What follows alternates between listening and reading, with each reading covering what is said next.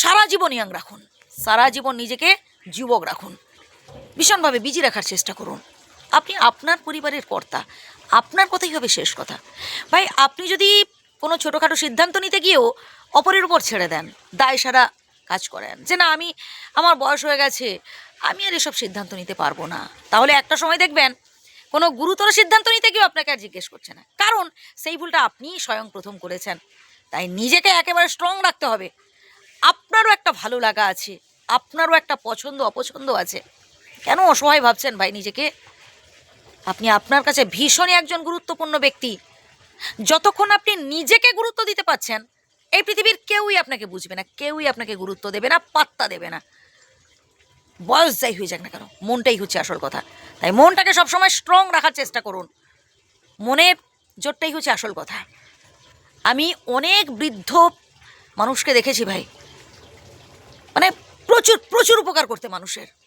তারা হয়তো ঘর থেকে বেরোতে পারছেন না, এত বয়স হয়ে গেছে ভাই, তাদের আন্ডারে 10-20 জন লোক কাজ করছে, তারা বাড়িতে বসে জাস্ট ডিরেকশান দিয়ে যাচ্ছেন।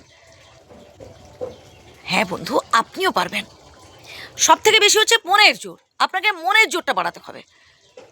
দেখুন, আমরা কে কতদিন বাঁচবো আমরা কেউই জানি না, জন্মেছি যখন মরতে হবে। তো যেটা মানে আমাদের নিয়ন্ত্রণে নেই, যেটা বিধাতার নিয়ন্ত্রণে, ভাই সেটা নিয়ে কেন ভাবতে যাব? হ্যাঁ মরবো তো সেটা কেন, মানে সেটার জন্য টেনশান করবো যে বয়স হয়ে গেছে মরে যেতে হবে। ঠিক আছে, যখন যাবো ভাই সেটা যেন হাসতে হাসতে যায়, এমন কিছু কাজ করে যেতে হবে যাতে করে হচ্ছে মানুষ উপকৃত হয়, যাতে হচ্ছে ভাই পৃথিবীতে প্রতিদিন কত মানুষ জন্মাচ্ছেন, কত মানুষ মারা যাচ্ছেন ভাই, সবার জন্মদিন কি সবার মৃত্যুদিন আমরা মনে রাখি? আমরা সেই সব মানুষদের জন্মদিন মনে রাখি কি মৃত্যুদিন মনে রাখি যারা মানুষের জন্য কিছু করে গেছেন, যারা আমাদের জন্য, যারা দেশের জন্য, দশের জন্য কিছু না কিছু করছেন, এবং সেটা হৃদয় থেকে একেবারে নিঃস্বার্থভাবে। তো আমাদেরও সেভাবে কিছু করতে হবে যাতে আমরা মানে সারা জীবন মানুষের কাছে অমর হয়ে থাকতে পারি। আর তার থেকেও ভালো কি বলুন তো, দেখবেন মন থেকে একটা শান্তি পাওয়া যায় যখন আপনি মানুষের উপকার করবেন, ভালো কোনো কাজ করতে যাবেন, দেখবেন মনটাও ভালো থাকবে যে হ্যাঁ আমি মানুষের উপকার করতে পেরেছি। এবং নিজেকে ভীষণভাবে বিজি রাখতে হবে। যত বেশি আপনি হচ্ছে মানে ভাববেন যে না আমি দীর্ঘ বিশ্রামে থাকবো, হ্যাঁ শুয়ে উঠে বসে এরকম মানে ভাববেন, আলস্যে দিন যাপন করবেন, ভাববেন যে না আর ভালো লাগছে না, আমার অনেক বয়স হয়ে গেছে, আমি এবার শুধু ঘুমোবো কি বিশ্রাম নেবো ইত্যাদি, দেখবেন নানান রকম টেনশান মাথায় যাবে। তাই একেবারে নিজেকে ঝরঝরে তকতকে রাখতে হবে, টেনশান ফ্রি করতে হবে, এর জন্য নিজেকে বিজি রাখতে হবে।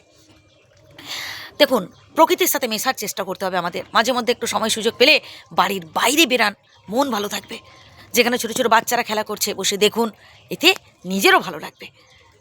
তাই টেনশান ফ্রি করুন নিজেকে, একেবারে বিন্দাস রাখুন নিজেকে।